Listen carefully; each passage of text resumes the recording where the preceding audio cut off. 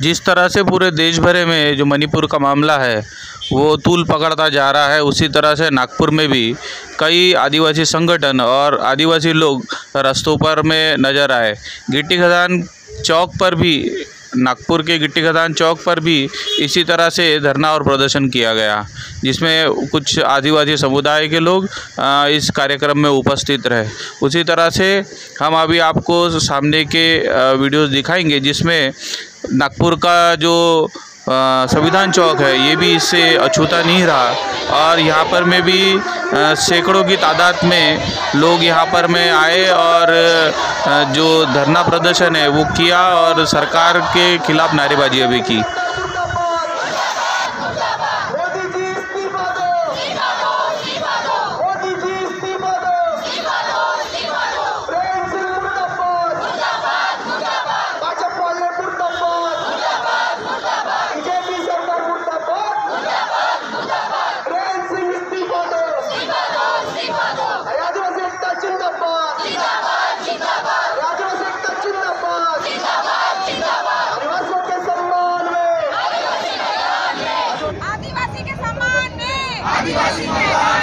भारत माता की जय, भारत माता की जय, भारत माता की जय।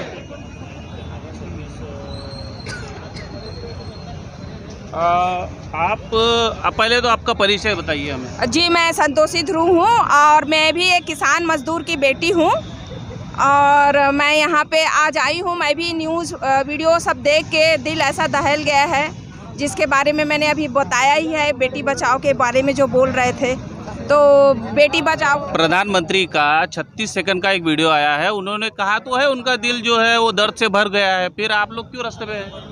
सर, अगर वो दिल बहल गया है, दिल दहल गया है करके जो बोल रहे हैं वहाँ का नारा है, तो वो तुरंत क्यों नहीं, इतने दिन के बाद क्यों? जो आज एक आदिवासी महिला पर ही कमज़ोर है तो उसको भी उतना ही जब दिल दहल गया तो तुरंत एक्शन लेना चाहिए था।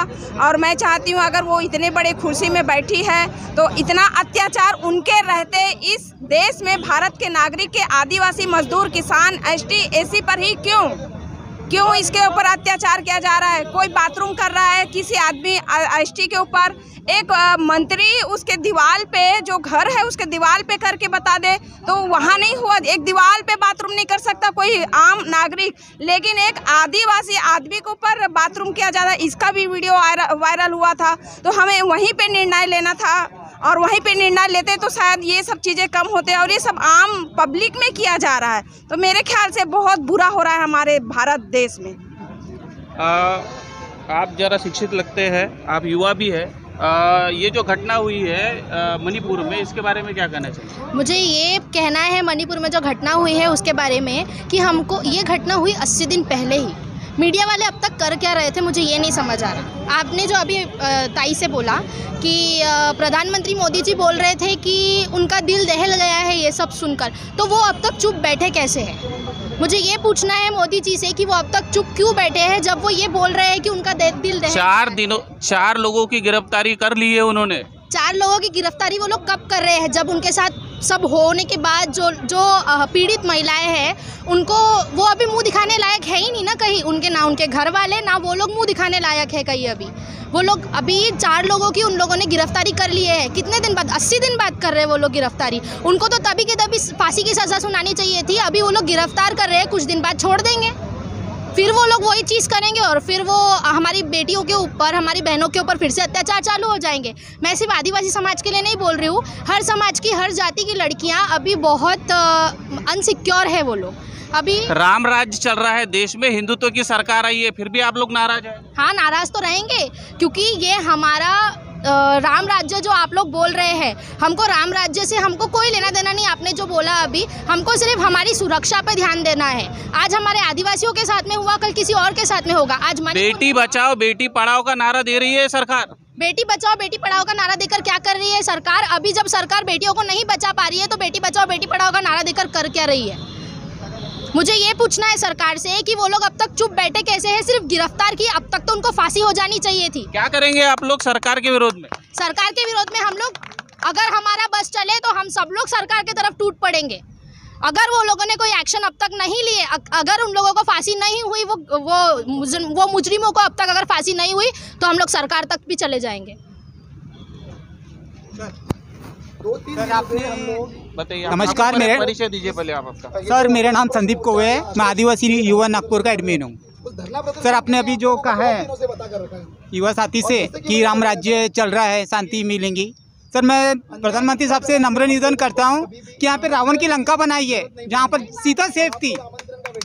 यहाँ पे जितने मंदिर है सब बंद होना चाहिए, क्योंकि यहाँ पर सीता जैसी माता सेफ नहीं है। और हमारी आदिवासी महिला के ऊपर ऐसा मणिपुर का ही मुद्दा नहीं है, ये मुद्दा पूरे देश का है।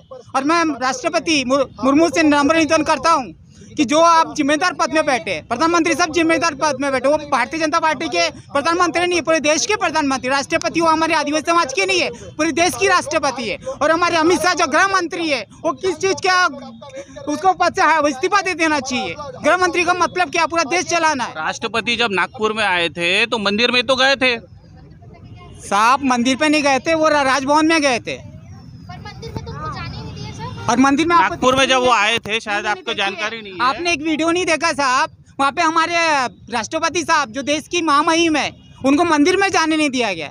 ये हमारे आदिवासी समाज के साथ ऐसे नहीं है कि हमारे महिला के साथ तो अत्याचार हो रहा है, पूरे देश के हर एक आदिवासी के साथ अत्याचार हो रहा है। मैं जाहिर निषेध करता हूँ और प्रधानमंत्री साहब को इस्तीफा देने का जाहिर निषेध करता हूँ। तो मुख्यमंत्री को अगर 2.5 महीने से अगर ये सारा चीज़ हो रहा है, तो क्या मुख्यमंत्री को इसकी खबर नहीं दी? साहब, वो सब खबर थी, लेकिन वहाँ पर सब इंटरनेट बंद कर दिया गया है, और ये सब प्रधानमंत्री को भी सब खबर थी है। और मैं हमारे वहाँ पे राष्ट्रपति से, प्रधानमंत्री, माननीय प्रधानमंत्री से निवेदन करता हूँ कि राष्ट्रपति शासन लागू किया जाए मणिपुर में। धन्यवाद।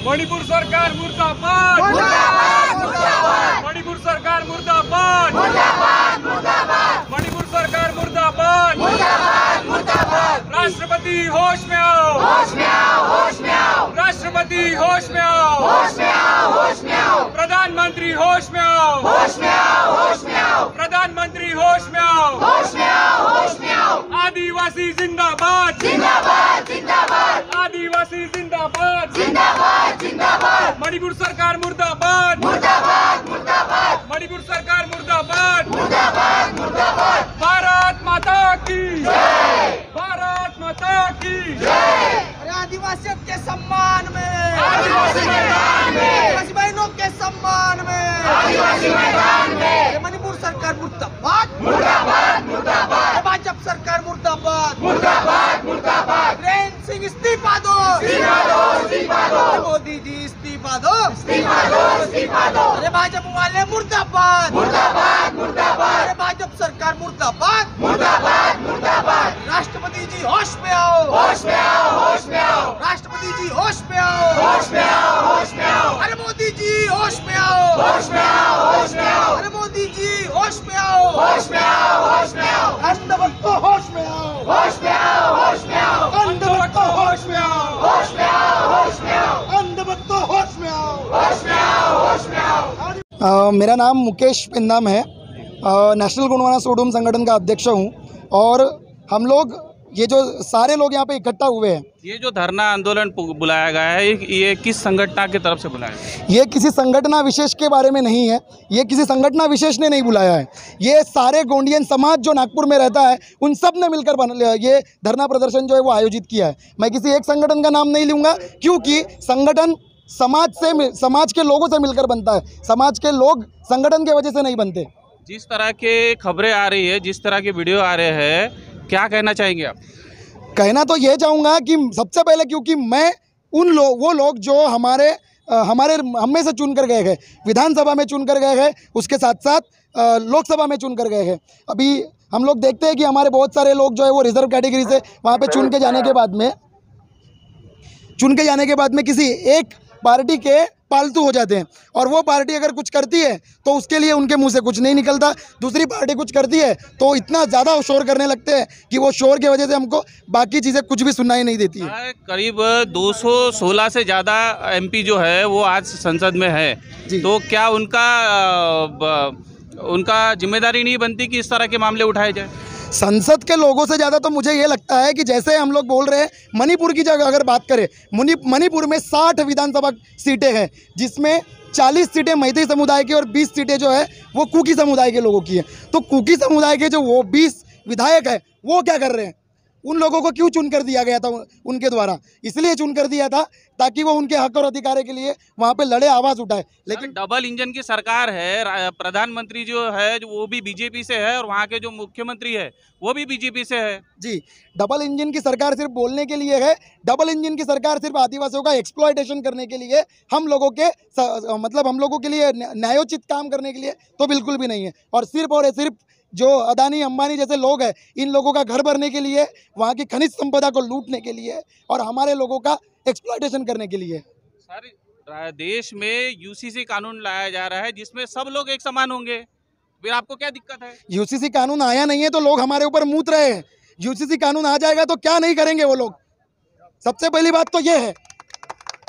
और क्या लगता है आपको, कॉमन सिविल कोड लाने के पीछे में कहीं ना कहीं आदिवासी की जो जंगल जमीन है या 5वीं अनुसूची 6वीं अनुसूची का जो अधिकार है उसको खत्म करना चाहती है सरकार? वो अधिकार तो खत्म करना ही चाहती है, लेकिन उसके साथ साथ उनका जो एजेंडा है इस देश को हिंदू राष्ट्र बनाने का, उस एजेंडा पे वो लोग काम कर रहे हैं। और इसीलिए मणिपुर में जो कुकी समुदाय के साथ में हुआ वो इसीलिए हुआ है क्योंकि कुकी समुदाय किसी एक दूसरे धर्म को फॉलो करती है। संविधान की जो आत्मा है उस आत्मा के साथ खिलवाड़ किया जा रहा है और हम लोग चुपचाप देख रहे हैं। सर, आदिवासी भी तो हिंदू है।